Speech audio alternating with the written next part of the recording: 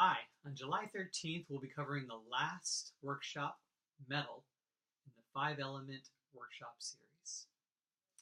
Metal relates to the season of the fall, the energy of winding down, and the decaying fruit on the vine. In this workshop, we'll study the embodied quality of metal through meditations and experiential exercises.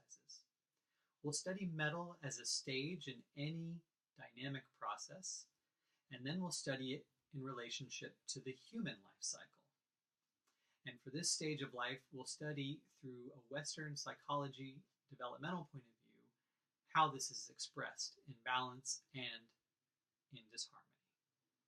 We'll also be studying the yin and yang qualities of metal, as well as the psychospiritual issues. Some of those psychospiritual issues are things like letting yourself be attached, a give and take process, stoicism, impermanence, and much, much more.